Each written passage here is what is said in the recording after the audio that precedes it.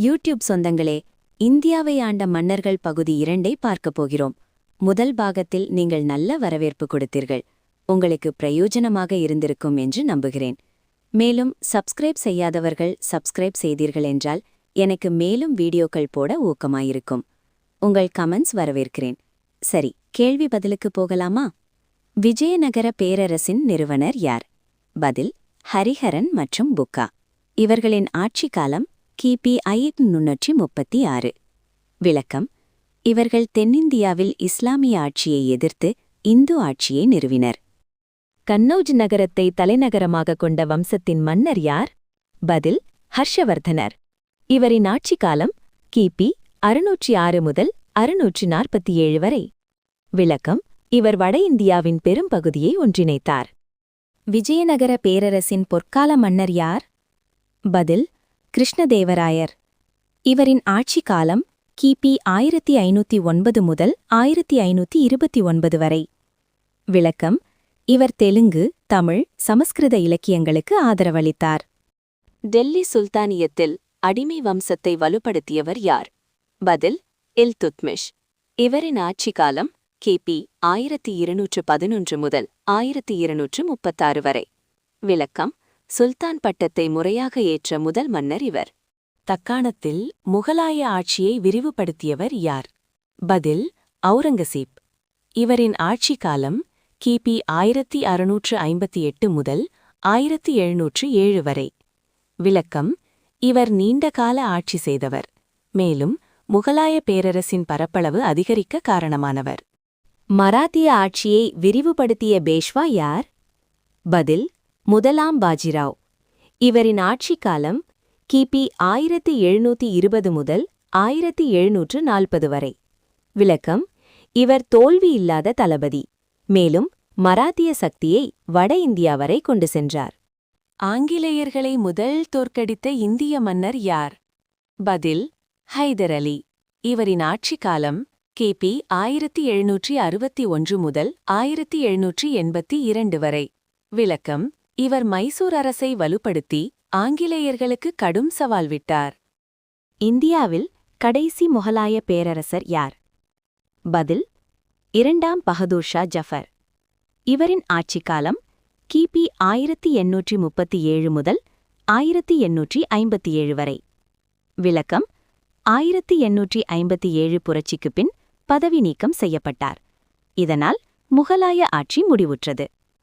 மௌரிய பேரரசின் எல்லைகள் உச்சத்தை அடைந்த காலத்தில் ஆட்சி செய்த மன்னர் யார்? பதில்: அசோகர். இவரின் ஆட்சி காலம் கிமு 268 முதல் 232 வரை. விளக்கம்: சந்திரகுப்தர், பிந்துசாரன் காலங்களில் விரிவடைந்த பேரரசு அசோகர் காலத்தில் உச்சத்தை அடைந்தது. தக்ஷிணாபத அரசர்களை வென்றதாக கல்வெட்டுகளில் குறிப்பிடப்படும் குப்த மன்னர் யார்? பதில்: சமுத்திரகுப்தன். இவரின் ஆட்சி காலம் கிபி 335 முதல் 375 வரை. விளக்கம்: அலகாபாத் தூண் கல்வெட்டில் தென்னிந்திய அரசர்கள் வெற்றி குறிப்பிடப்பட்டுள்ளது.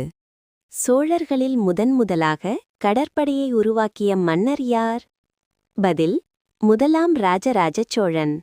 இவரின் ஆட்சி காலம் கிபி 985 முதல் 1014 வரை.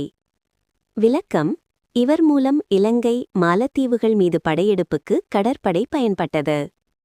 கங்கை கொண்ட சோழன் என்ற பட்டம் பெற்ற மன்னர் யார்? பதில்: முதலாம் ராஜேந்திர சோழன். இவரின் ஆட்சி காலம் கிபி 1014 முதல் 1044 வரை. விளக்கம்: இவர் கங்கை பகுதி வரை படையெடுத்து வெற்றி பெற்றார். நாலந்தா பல்கலைக்கழக வளர்ச்சிக்கு உச்ச ஆதரவு அளித்த வம்சம் எது? பதில்: குப்த வம்சம். காலம் கிபி 4 முதல் 5ஆம் நூற்றாண்டு. விளக்கம்: குமாரகுப்தன் காலத்தில் நாலந்தா புகழ் பெற்றது. பானிபட் முதல் போரில், அதாவது 1526ஆம் வருடம் தோல்வியடைந்த டெல்லி சுல்தான் யார்? பதில்: இப்ராஹிம் லோடி.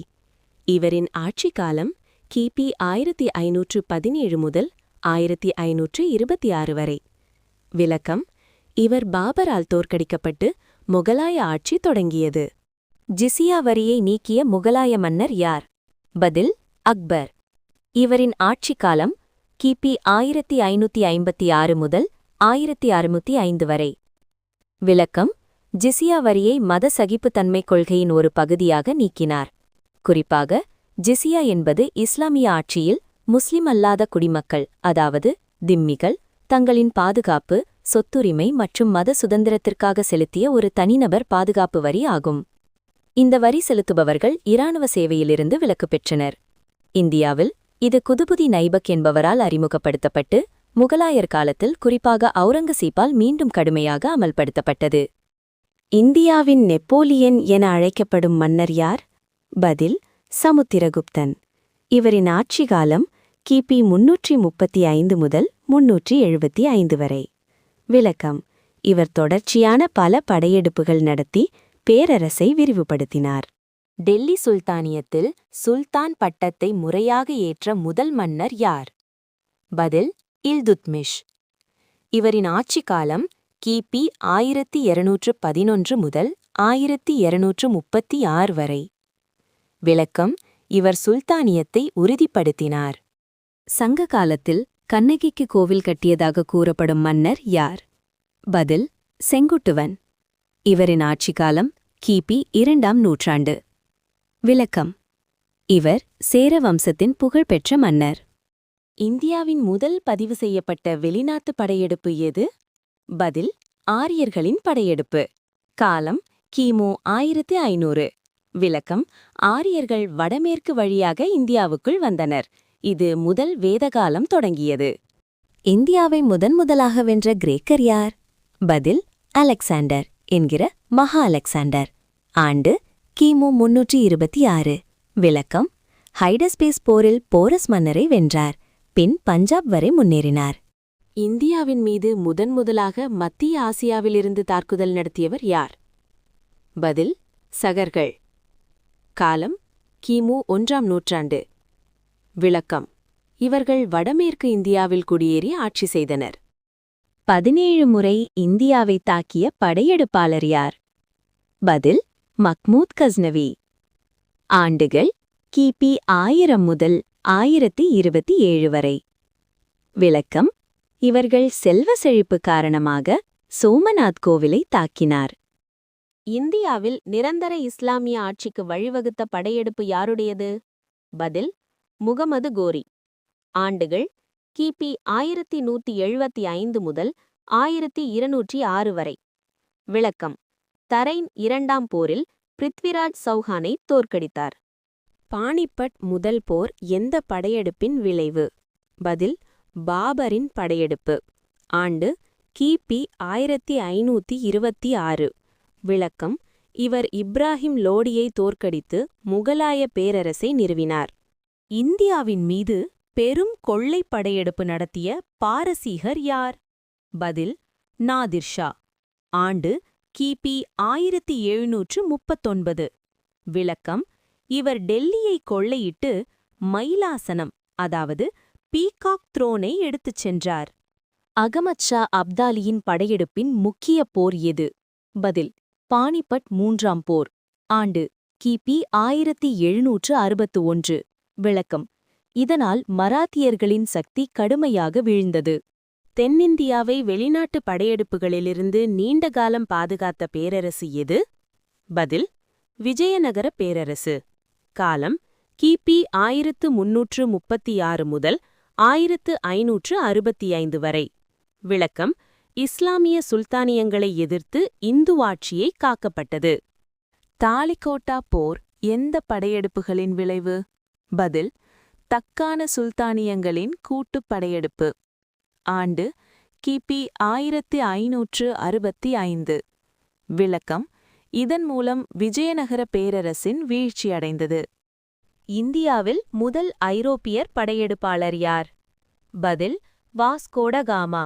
இவர் போர்ச்சுகீசியர். ஆண்டு கிபி 1498. விளக்கம்: கடல்வழி மூலம் இந்தியாவை கண்டுபிடித்து வணிக ஆதிக்கத்தை தொடங்கினார். பிளாசி போர் எந்த படையெடுப்பின் அடையாளமாகும்? பதில்: ஆங்கிலேயர்களின் படையெடுப்பு. ஆண்டு கிபி 1757. விளக்கம்: இந்தியாவில் பிரிட்டிஷ் அரசியல் ஆதிக்கத்தின் தொடக்கம் இது.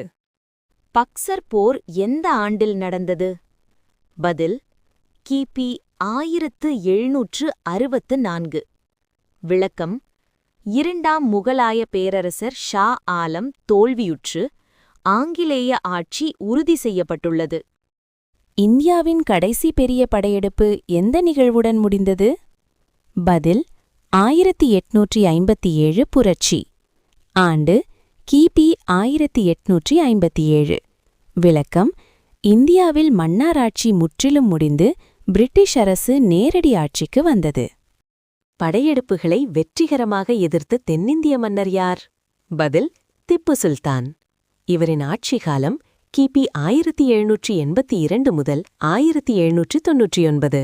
விளக்கம்: இவர் ஆங்கிலேயர்களுக்கு எதிராக 4 மைசூர் போர்கள் நடத்தினார். இந்த வீடியோ குறித்து உங்களின் கருத்தை பதிவு செய்யுங்கள். முயற்சி சேனலை சப்ஸ்கிரைப் பண்ணி பக்கத்தில் இருக்கும் பெல் பட்டன் கிளிக் பண்ணுங்க. வீடியோவுக்கு லைக் பண்ணி ஷேர் பண்ணுங்க. நன்றி.